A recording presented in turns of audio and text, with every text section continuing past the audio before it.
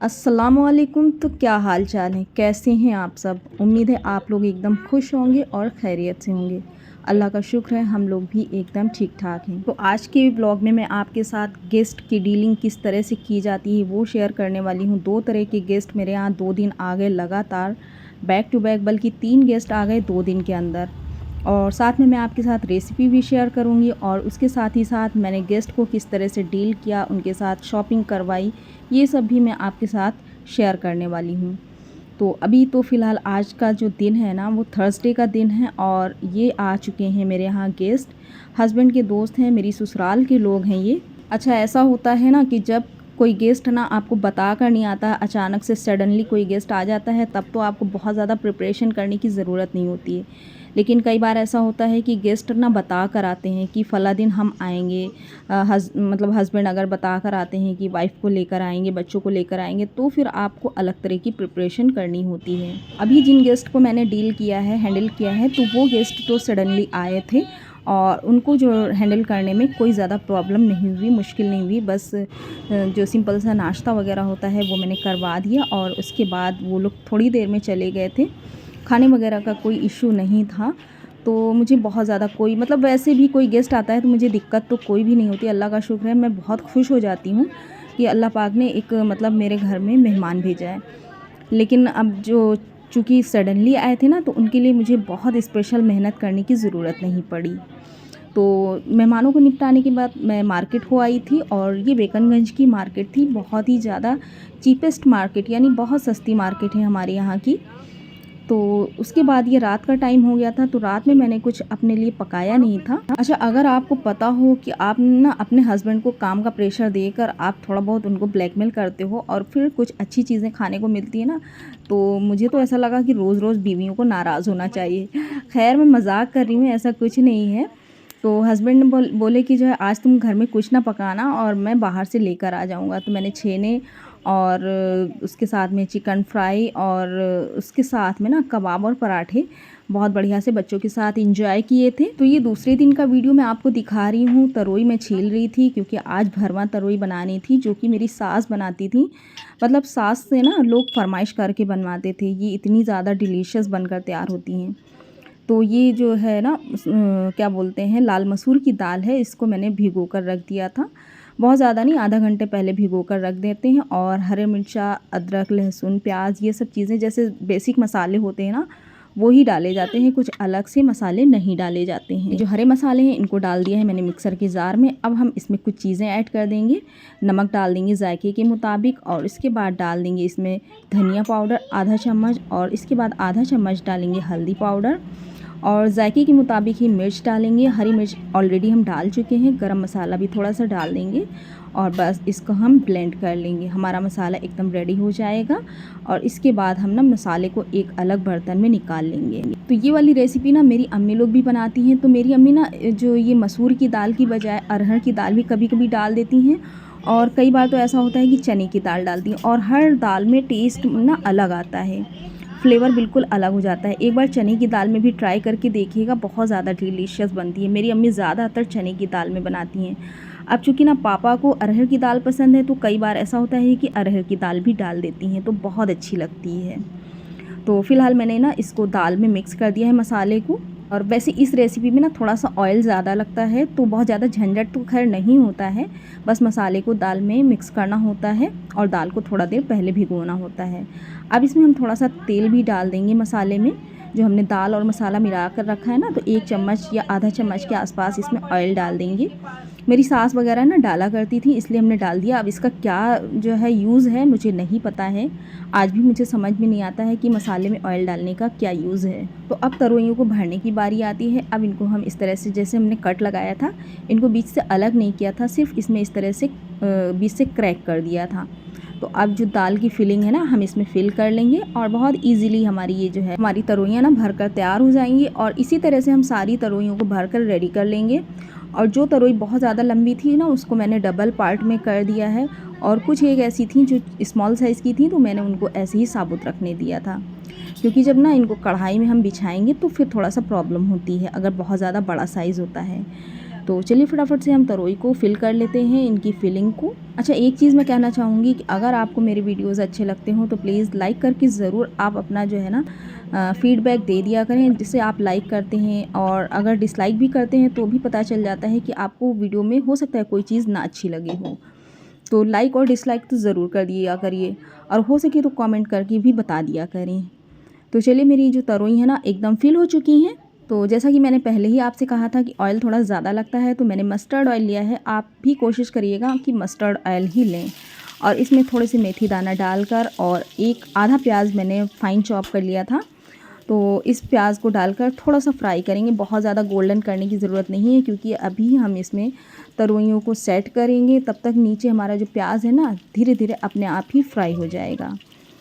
तो ये सारी चीज़ें हैं, ये कुछ टिप्स होते हैं। अगर आप एकदम प्याज को फ्राई कर देंगे ना, तो जैसे आप बिछाएंगे तरोइयों को सेट करेंगे, और इसमें चूँकि पानी तो डालना नहीं होता है, जब ये अपना पानी रिलीज़ करेंगे तब तक टाइम बहुत ज़्यादा हो जाएगा और आपका प्याज नीचे से जल जाएगा। तो इसके बाद मैंने लिड को कवर कर दिया था, और 15 मिनट बाद इनको हम इस तरह से चेक करेंगे। फ्लेम को मीडियम टू लो रखेंगे। अगर आप हाई फ्लेम पर पकाएंगे ना तो ये तरोई आपकी एकदम जल जाएगी। तो ये देखिए 15 मिनट के बाद तरोई की कंडीशन कुछ इस तरह से हो गई है, और हमारी जो तरोई है ना एकदम रेडी हो चुकी है। तो चलिए अब हम फ्लेम को ऑफ़ कर देते हैं। और ये देखिए दूसरे दिन का जो क्लिप आपको हम दिखा ही रहे हैं, गेस्ट आ चुके हैं और इन्होंने ना बता कर आना था। तो ये बता कर आए थे कि हम अपने बच्चों के साथ में आएंगे, तो भाभी भी आई थी साथ में। तो नाश्ते में छेने कर लिए थे, और दाल मोठ, बिस्किट और साथ में पकौड़ी बना ली थी। तो ये भाभी भी कुछ मेरे लिए गिफ्ट लेकर आई थी। ये जो बरियाँ होती है ना दाल की दी जाती हैं, वो वैसे तो शहरों में हम लोग तो बहुत ज़्यादा टाइम निकालना पड़ता है, और इस तरह से छत पर जाकर देना बहुत मुश्किल होता है, तो हम लोग तो कर नहीं पाते हैं। लेकिन भाभी बेचारी बना कर लाई थी, और साथ में केले और लीची भी लेकर आई थी। और जुमे का दिन था ना, तो हस्बैंड और जो भाई थे पप्पू भाई, वो भी जा रहे थे नमाज़ पढ़ने के लिए, दोनों लोग।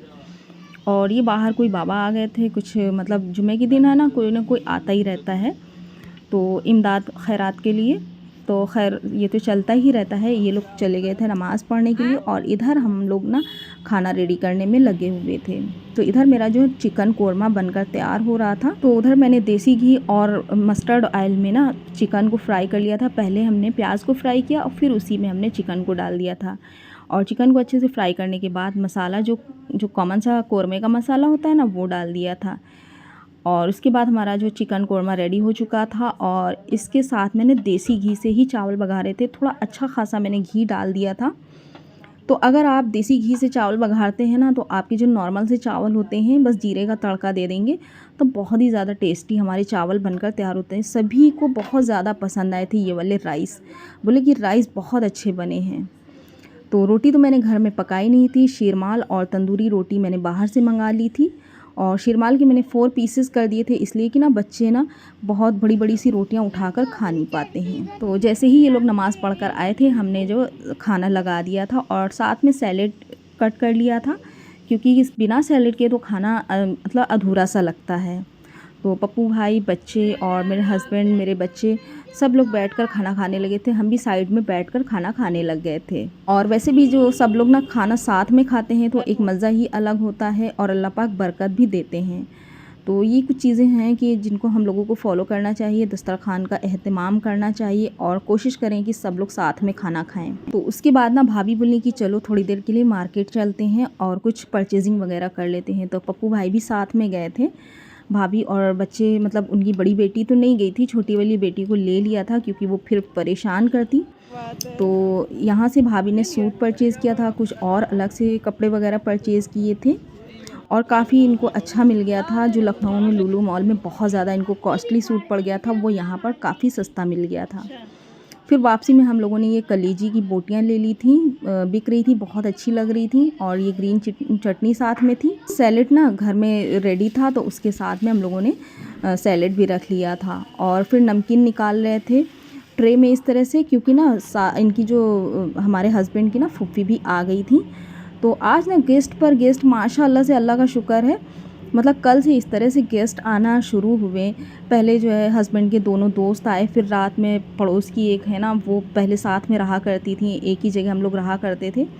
अब हमारा और इनका डिस्टेंस काफ़ी ज़्यादा हो गया है, तो वो भी मिलने आ गई अपनी सास के साथ में। और उसके बाद ये दूसरे दिन पप्पू भाई अपने बच्चों के साथ में आ गए और शाम तक मेरे हस्बैंड की फुफ्फी और उनकी जो नन वगैरह है ना, वो लोग भी आ गए। तो नो डाउट अगर कोई गेस्ट आ जाता है तो आपको मेहनत तो दोगुनी पड़नी है, लेकिन जो अल्लाह पाक खैर व बरकत अता करते हैं ना, उसका कोई कोई भी जोड़ नहीं है, उसका कोई हिसाब किताब नहीं है, आप उसका अंदाज़ा भी नहीं लगा सकते हैं। पहले भी वीडियो मैंने आपके साथ शेयर किया था जिसमें गेस्ट से रिलेटेड ही बात की थी, और आज भी मैं इसी मुतालिक टॉपिक आपके साथ छेड़ रही हूँ कि अगर कोई गेस्ट आता है तो प्लीज़ बराए मेहरबानी कभी भी मुँह नाक मत बनाएं और बहुत खुशदिली से वेलकम करें।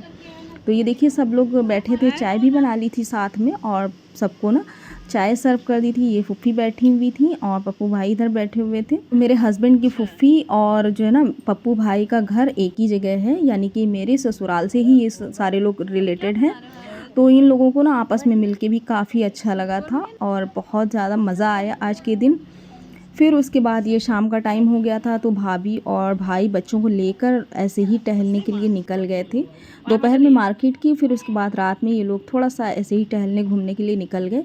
हमसे भी फ़ोर्स कर रहे थे, लेकिन मेरी हिम्मत नहीं हुई। मैंने कहा घर का काम थोड़ी देर हम समेट लेते हैं जल्दी से फटाफट से, क्योंकि खाना भी खिलाना होगा इसके बाद में। और उसके बाद हम किचन में आ गए थे, तो बर्तन तो वैसे भी सभी घर में होते ही होते हैं। तो सबसे पहले कांच के जो कप थे चीनी के, वो पहले वॉश किए थे क्योंकि वो टूटने का अंदेशा था। तो देखिए कितने सारे बर्तन, मतलब आज के दिन ना मैंने कम से कम 5 से 6 बार बर्तन धोए होंगे। कभी चाय के बर्तन, तो कभी खाने के बर्तन, कभी प्लेटें, मतलब इतनी ज़्यादा बरकत हो गई बर्तनों में जिसका कोई जवाब नहीं। लेकिन फिर क्या ही कर सकते हैं, अगर आप अकेले हो तो फिर आपको करना तो पड़ेगा ही। फिर शाम के टाइम भी ना मैंने ये रोटियां बाहर से ताज़ी ताज़ी मंगा ली थी, और शीरमाल भी बच्चे बहुत शौक़ से खा रहे थे तो शीरमाल भी मंगा ली थी। फिर ये रात के करीब तकरीबन 1:30 बजे का टाइम है, और इन लोगों ने ना ट्रेन से जाना था, तो इसकी वजह से बच्चे सारे सो गए थे, बहुत नींद में थे, और बच्चों ने ठीक से खाना भी नहीं खाया था।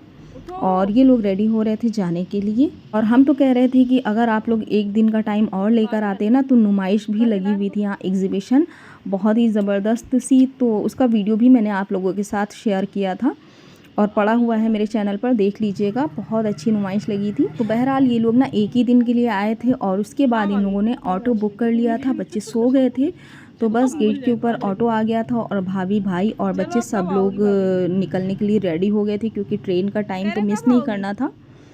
तो बस आज की व्लॉग में इतना ही। उम्मीद करती हूँ आज का व्लॉग, आज का जो रूटीन था ना, वो आपको पसंद आया होगा। अगर थोड़ा सा भी पसंद आया हो तो वीडियो को लाइक करिएगा। अगर चैनल को अभी तक सब्सक्राइब नहीं किया है तो चैनल को सब्सक्राइब कर लीजिएगा। खूब ढेर सारा ध्यान रखिएगा, दुआओं में याद रखिएगा। अल्लाह हाफिज़। टाइम आपको दिखा देते हैं कुछ इस तरह से, ये देखिए 1:30 बज रहा है टाइम। अल्लाह हाफिज़।